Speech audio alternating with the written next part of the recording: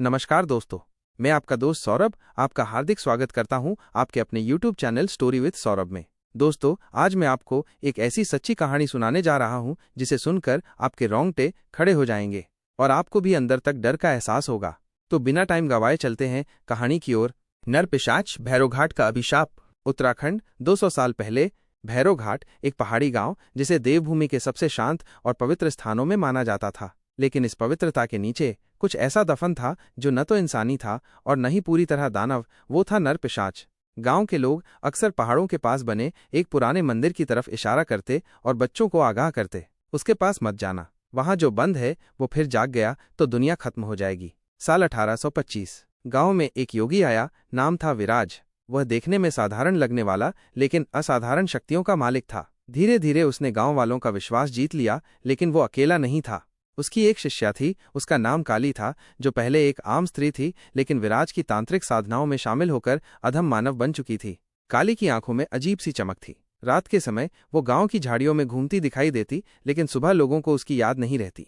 फिर एक दिन गांव का एक बालक गायब हो गया। 3 दिन बाद उसकी लाश मिली, खून रहित, चेहरा डर से जकड़ा हुआ। इसके बाद हर सप्ताह कोई न कोई लापता होता गया। गांव के बड़े बुजुर्ग समझ गए ये कोई सामान्य शक्ति नहीं है।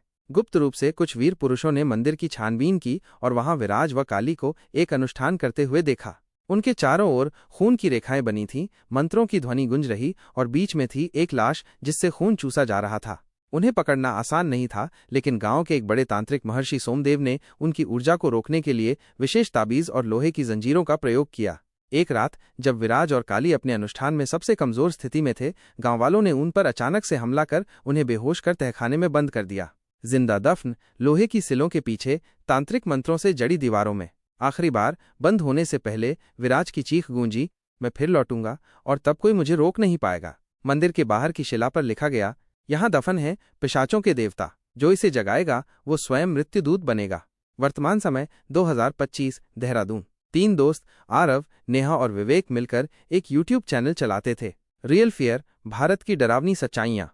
इनका मकसद था भारत की असली भूतिया जगहों पर जाकर वहां की सच्चाइयों को सामने लाना, लेकिन स्टाइल में, थ्रिल और हॉरर के साथ। आरव ग्रुप का लीडर था, होशियार, रिसर्च में माहिर। नेहा शांत, समझदार और एडिटिंग की एक्सपर्ट थी। विवेक कैमरामैन था। विवेक कैमरामैन अच्छा था, पर उसकी एक कमजोरी थी। वो कमजोरी थी शराब। विवेक शराब का आदी था। शाम होते ही उसे शराब पीने की तलब होती। विवेक को रात में शराब पीकर शूट करना पसंद था। उसकी इस आदत से बाकी दोनों तंग थे, लेकिन वो बोलता, डर को तो नशे में ही हराया जा सकता है। एक दिन आरव को एक बेहद रहस्यमय जगह का जिक्र मिलता है, भैरोघाट। एक छोटा सा गांव, एक रहस्यमय और गहरा अतीत में समाया हुआ, पर किसी को भी अपने अतीत की बातें पसंद नहीं। तीनों तय करते हैं कि वहीं अगला एपिसोड शूट करेंगे। उन्हें पता नहीं होता कि ये सफर उनके जीवन का सबसे भयानक अध्याय बनने वाला है। भैरोघाट में प्रवेश करते ही उन्हें एक अजीब सन्नाटा महसूस होता है। चारों तरफ घना जंगल, बंद खिड़कियां और बूढ़ी आंखें जो चुपचाप उन्हें ही देख रही थीं। नेहा फुसफुसाकर बोली, ये गांव नहीं, कोई भूल चुकी कब्रगाह है। गांव का प्रधान दीनानाथ, एक बूढ़ा लेकिन सख्त आदमी, उन्हें कहता है, तुम लोग जो खोज रहे हो उससे मिलना आसान है, पर लौटना नामुमकिन। इस जमीन के नीचे कुछ ऐसा है जो सो रहा है, मत छेड़ो उसे। लेकिन आरव और नेहा को अब तक आदत हो चुकी थी ऐसे डरावनी बातों को लोकल मिथ्स समझने की। वो तय करते हैं कि आज रात में मंदिर के पास जाएंगे और वीडियो शूट करेंगे। रात को जब नेहा और आरव वीडियो सेटअप में लगे थे, विवेक एक शराब की बोतल लेकर मंदिर के पीछे चला गया। वहां एक टूटा हुआ गेट था, पुराने पत्थर, जंग लगे ताले और दीवार पर लिखा हुआ, रक्त के द्वार को न छूना, नींद टूटी तो विध्वंस होगा। लेकिन शराब के नशे में विवेक हंसता है। कितना ड्रामा है इन कहानियों में। वो लात मारकर एक पत्थर हटाता है और अंदर उतर जाता है। नीचे अंधेरा था, मगर दीवारों पर कुछ ताम्रपट्ट जड़े थे जिन पर लोहे की जंजीरें लटक रही थीं। एक भारी पत्थर पर बैठकर वो बोतल खत्म करता है और जैसे ही वो उठता है तो नशे के कारण उसका पैर फिसलता है और खुद को संभालते वक्त उसका हाथ एक लोहे की सील पर पड़ता है। क्लिंक! एक ध्वनि गूंजती है, जमीन हिलती है, दीवार में एक दरार बनती है और फिर एक तेज चीख। मंदिर के अंदर अंधेरे में 2 जलती हुई आंखें खुलती हैं। विवेक चीखता है, लेकिन देर हो चुकी होती है। जंजीरें खुद ब खुद टूटती हैं। पुराने पत्थर धुएं में बदलने लगते हैं और एक साया हवा में उठकर उसकी ओर झपटता है। विराज जाग चुका था और उसके साथ काली भी। भूख उनके शरीर से टपक रही थी और विवेक अब उनका पहला शिकार बन चुका था। क्या आरव और नेहा समझ पाएंगे कि उनके साथ क्या हुआ? क्या वो बच पाएंगे इस अभिशप्त गांव से, या उनका कैमरा ही आखिरी गवाह बनेगा इस तबाही का? भोर की पहली किरणें भैरोघाट की पहाड़ियों पर पड़ रही थीं, लेकिन मंदिर के पास की जमीन अब भी काली और नम थी, जैसे वहां कोई अनजानी ऊर्जा अब भी सांस ले रही हो। आरव और नेहा पूरी रात विवेक की तलाश में रहे।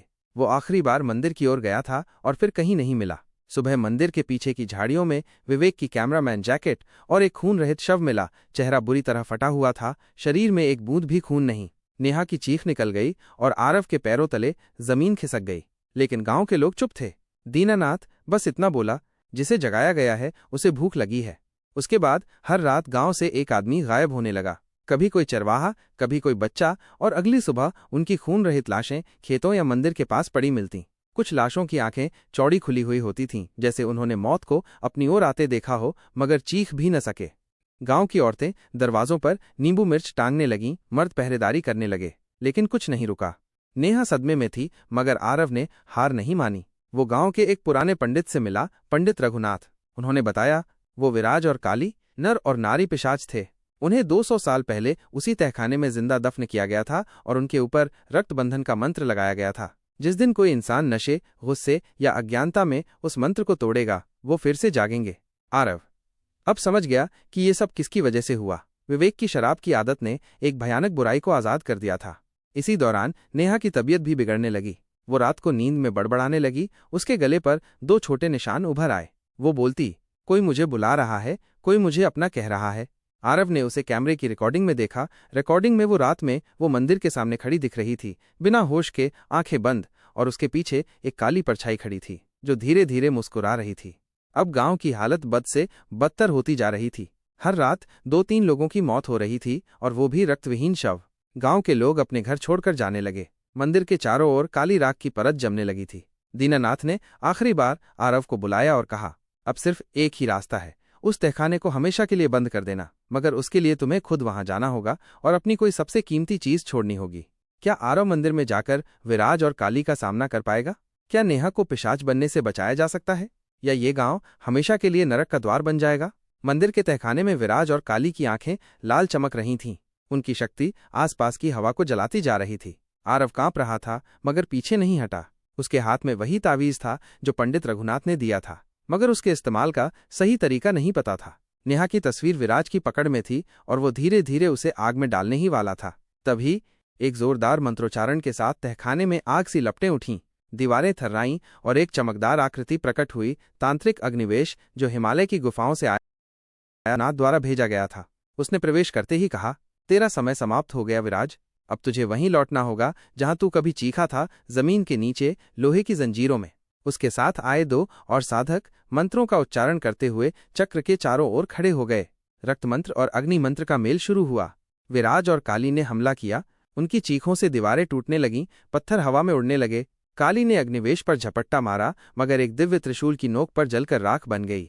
विराज भागने लगा, लेकिन तभी आरव ने उसका रास्ता रोका। उसने अपने हाथ की नस काटकर अंतिम रक्त की कुछ बूंदें पवित्र चक्र में डालीं और वहीं से जंजीरें बाहर निकल आईं। लोहे की वही पुरानी जंजीरें जिनसे विराज को 200 साल पहले बांधा गया था, फिर से जिंदा हो गईं। जंजीरें उड़ती हुई आईं और विराज के शरीर पर लिपट गईं। उसकी चीखें गूंजने लगीं, नहीं, मैं फिर लौटूंगा, ये मेरा अंत नहीं। चक्र ने उसे खींच लिया। फर्श फटा और विराज की रूह को जमीन ने निगल लिया। सुबह शांत गांव, नया सूरज। नेहा धीरे धीरे होश में आई। उसके शरीर से वो निशान मिट चुके थे। गांव का आसमान पहली बार नीला दिखा, हवा में खुशबू थी। गांव वाले मंदिर के पास इकट्ठा हुए। दीनानाथ ने अग्निवेश को झुककर प्रणाम किया। नेहा दौड़ती हुई आरव के पास आई और उसे कसकर गले लगाया और बोली, तुमने कर दिखाया। आरव थका था, लेकिन मुस्कुरा रहा था। अग्निवेश ने जाते जाते सिर्फ एक बात कही, पिशाच जकड़े गए हैं, पर उनका अभिशाप नहीं टूटा। हर 100 साल में वो जागने की कोशिश करेंगे। जब तक मानव में लालच और अज्ञानता है, नर पिशाच अमर हैं। आरव ने कैमरा उठाया। नेहा ने रिकॉर्डिंग शुरू की और वीडियो के अंत में लिखा, हम लौट आए, लेकिन उस रात ने हमें हमेशा के लिए बदल दिया। ये मत भूलो, कुछ दरवाजे बंद ही अच्छे लगते हैं। दोस्तों, अगर ये कहानी आपको कैसी लगी, प्लीज कमेंट में बताइए। और आपको कहानी पसंद आई तो वीडियो को लाइक करें और चैनल को सब्सक्राइब करें और बगल की बेल आइकॉन को ऑल पर करें, ताकि आपको ऐसे ही डरावने कहानियों के वीडियो सबसे पहले मिलते रहे। धन्यवाद।